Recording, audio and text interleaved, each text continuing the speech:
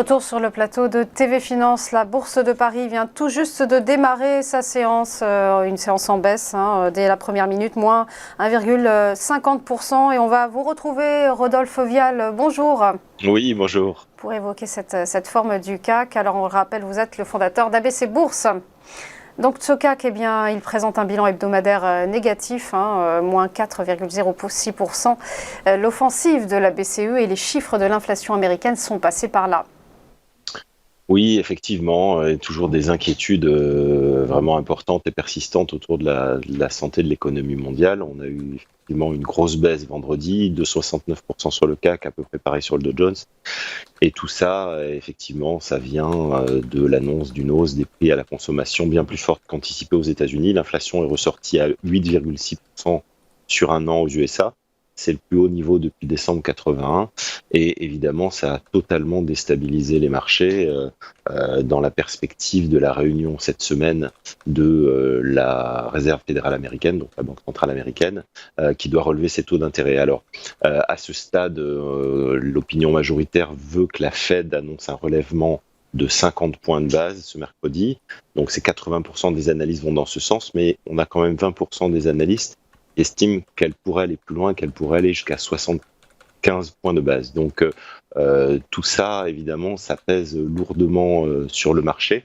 Mais il faut dire que les banquiers centraux sont dans une position délicate, puisque évidemment, leur rôle, c'est de lutter contre l'inflation. Donc là, elle est très forte et ils n'ont pas le choix que d'augmenter les taux. Mais par contre, le risque parallèle, c'est de faire dérailler la croissance en la bridant totalement. Donc c'est ce qui rend les investisseurs extrêmement nerveux.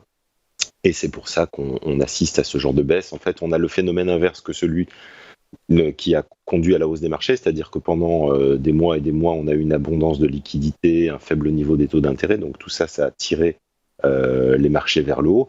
Mais maintenant, on part dans un balancier inverse.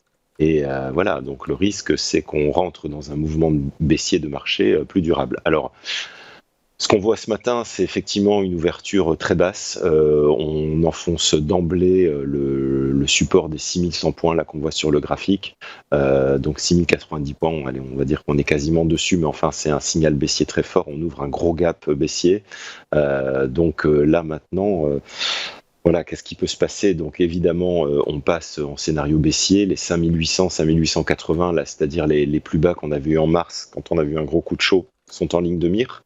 Il n'y a pas grand-chose qui va soutenir la tendance d'ici mercredi, puisque demain, on aura les prix à la consommation en Allemagne, donc ce sera quand même scruté de très près pour ce qui concerne la zone euro.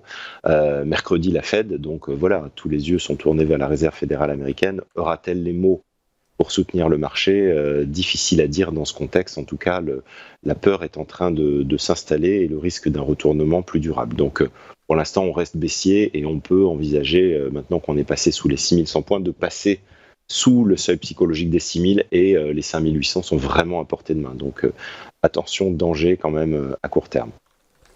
Merci beaucoup, Rodolphe Vial, pour votre décryptage. À suivre les Market Movers.